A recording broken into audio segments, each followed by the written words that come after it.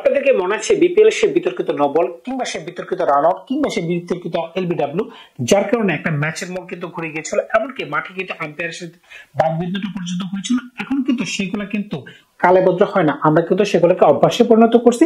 সুতরাং বুঝতেই পারতেছেন মাঠে যে বাজে আম্পায়ারিং হয় কিংবা একটা আম্পায়ার বা একটা দলকে যে সমর্থন করে সেটা কিন্তু আপনি অস্বীকার করতে পারবেন না। মনে পড়ে কি সাকিব আল হাসানের মাথার উপর দিয়ে একটা বল যখন গিয়েছিল তিনি কিন্তু আম্পায়ারের সাথে মাঠে জগ লেগে গেছিলেন। ঠিক সেম একটা বল কিন্তু গত বছরের ফাইনাল ম্যাচে কিন্তু আমরা দেখতে পেয়েছিলাম, কিন্তু আম্পায়ার যে একটা বাজে সিদ্ধান্ত দিচ্ছেন সেটা কিন্তু বলার অপেক্ষা রাখে না। খেয়াল করে দেখবেন সাকিব আল হাসানের মাথার উপর দিয়ে যে একটা বল গিয়েছিল সেটার জন্য কিন্তু তিনি নো বল বা হোয়াইট বলের জন্য কিন্তু দাবি করেছেন।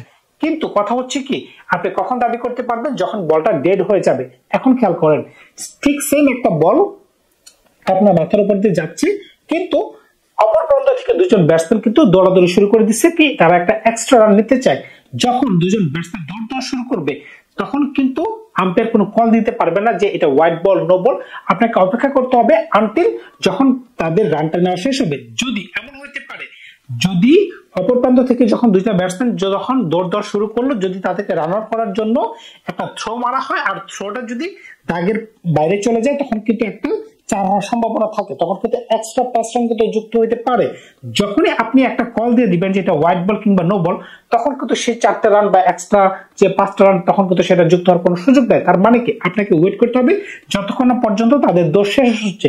তা বুঝতেই পারতেছেন, আপনি যদি তড়িঘড়ি করে সিদ্ধান্ত দিয়ে দেন যে এটা হোয়াইট বল ছিল সেটা নো বল ছিল, তখন কিন্তু এই যে বাকি 4টা রান 5টা রান তখন কিন্তু একটা ডেড বলে রূপান্তরিত হতে পারে। তার মানে কি আমাদের আম্পায়ারদের মাঝখানে ওই ধরনের দক্ষতা নাই বা তাদের ওই ধরনের নিয়ম কানুন জানা নেই। খেয়াল করে দেখবেন সাকিবের মাথার উপর দিয়ে যে বলটা গেছে, এমনকি এই যে বলটা মোটামুটি কিন্তু সেম একটা জিনিস, কিন্তু সাকিবের ওই বলটাতে কিন্তু নো বল দেওয়া হয় না। এই কারণে কিন্তু সাকিব একটু চিল্লাচিল্লি করছেন আম্পায়ারের সাথে, কিন্তু এই বলটাতে কিন্তু আম্পায়ার হোয়াইট বল দিয়ে দিচ্ছেন।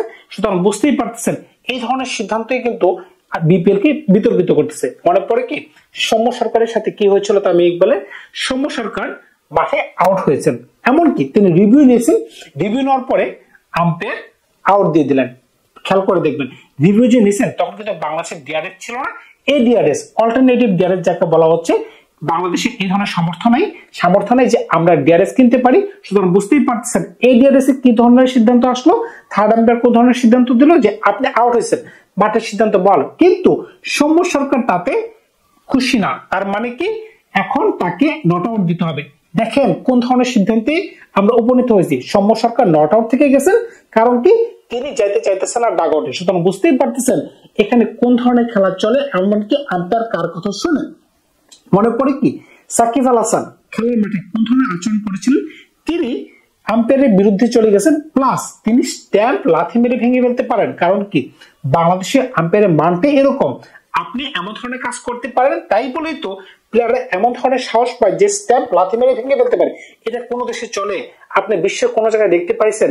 হ্যাঁ, খেলোয়াড়দের মাঝখানে বাকবিতণ্ডা হয়। আমরা অনেক সময় দেখেছি একজন ফাস্ট বোলার যখন বল করে, অপর প্রান্তে যিনি ব্যাটসম্যান থাকে, দুজন বলার বা দুজন ব্যাটসম্যানের মাঝখানে বা একজন বলার একজন ব্যাটসম্যানের মাঝখানে বাকবিতণ্ডা হয়, কিংবা দুইটা ক্যাপ্টেনের মাঝখানে বাকবিতণ্ডা হয়। কিন্তু খেলার মাঠে আম্পায়ারের সাথে এই ধরনের আচরণ কোন সময় আপনি দেখছেন? সেটা বাংলাদেশের সম্ভব। এমনকি এনামুল হক বিজয়, তার সাথে কিন্তু সেম একটা ঘটনা ঘটছে। তাকে কি হয়েছে?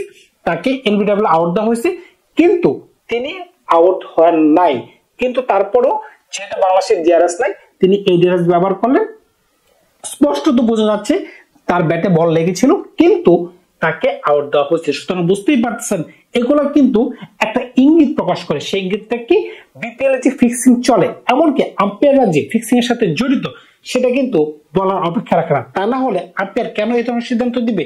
আরেকটা কথা হচ্ছে, এটা যদি মনে করেন যে না আম্পায়ারের ভুল না, তাদের দক্ষতার ভুল, তাহলে কেন এই ধরনের আম্পায়ার দিয়ে বিপিএল চালানো হচ্ছে?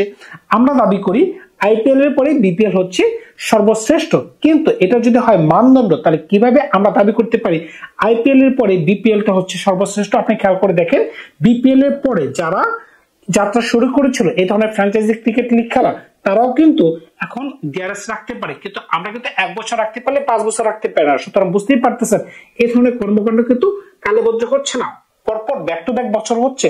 সুতরাং বুঝতেই পারতেছেন আম্পায়ারদেরও উচিত একটু স্কিলফুল হওয়া, প্লাস হচ্ছে তাদেরও কিন্তু মনে হচ্ছে তলে তলে তারা টাকা খায়, প্লাস হচ্ছে কোন দলকে বাড়তি ফ্যাসিলিটি দেওয়ার চেষ্টা করে। তা না হলে কেন সাকিব আল হাসানের মাথার উপরে এত দূর দিয়ে বল যাওয়ার পরে ওই বলটাকে নো বল দেওয়া হলো না বা ওয়াইড বল দেওয়া হলো না?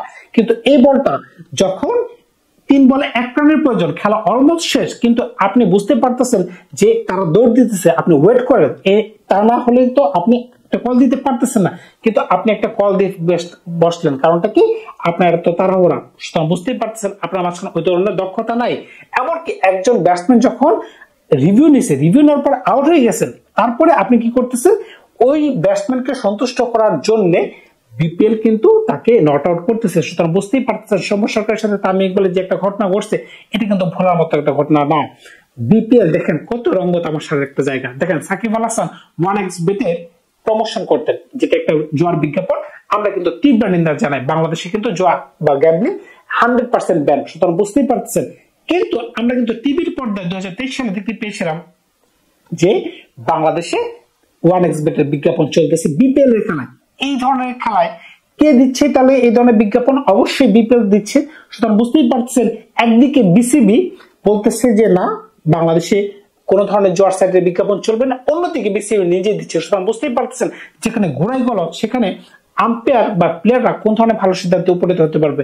এখন যদি আম্পায়ারদেরকে একটু ভালোভাবে দীক্ষা দেওয়া না হয় যে তোমরা কিভাবে মাঠে আম্পায়ারিং করবা, কিংবা গুরুরা যারা আছে তারা যদি শিষ্যরা যারা আছে মানে প্লেয়ার যারা আছে তারা যদি গুরুদের, আম্পায়ার হচ্ছে গুরু, এখানে খেয়াল করে দেখবেন আম্পায়ারের কলই হচ্ছে বা আম্পায়ারের সিদ্ধান্ত হচ্ছে সর্বশেষ সিদ্ধান্ত। এটাই কিন্তু আমরা ছোট থেকে জেনে বড় হয়েছি। যদি কোনো ব্যাটসম্যানকে আউট দেওয়া হয়, খেয়াল করে দেখবেন সচিন তেন্ডুলকার এতবার তিনি আউট হয়েছেন যেটা বিতর্কিত ছিল, তখন কিন্তু ডিআরএস ছিল না যে তিনি ডিআরএস নিয়ে প্রমাণ করে দিবেন যে তিনি নট আউট। কিন্তু খেয়াল করে দেখবেন আজীবন তিনি মাঠে একবারও তিনি বেয়াদবি করেন নাই, বা একবারও তিনি দ্বিতীয়বার প্রশ্ন করেন নাই যে কেন আমি আউট হইলাম। দেখেন এই কারণে কিন্তু সচিনের জায়গায় তাকে কিন্তু ক্রিকেটের গড বলা হয়। আর বাংলাদেশে দেখেন অন্তত বিপিএল যে ধরনের কর্মকাণ্ড হচ্ছে, সুতরাং বুঝতেই পারতেছেন এখানে কিন্তু খেলোয়াড়রা আম্পায়ারদের মানতেছে না, আম্পায়াররা খেলোয়াড়দের মানতেছে না, সকল কিছু মিলে একটা হজবল খিচুড়ির মতো অবস্থা রয়েছে। তারপরে দিন শেষে কোন ধরনের ফলাফল আমরা দেখতে পাই? একজন লাথি মেরে স্ট্যাম্পিং এ ফেলতেছে, একজন ওয়াইডের কারণে সন্তুষ্ট না, একজন নোবলের কারণে সন্তুষ্ট না। সুতরাং বুঝতেই পারতেছেন এগুলো থেকে আমাদেরকে ওভারকাম করতে হবে। সবার উচিত এক ধাপে একসাথে সামনে এগিয়ে চলা, এমনকি ভুলগুলো থেকে সংশোধন করা।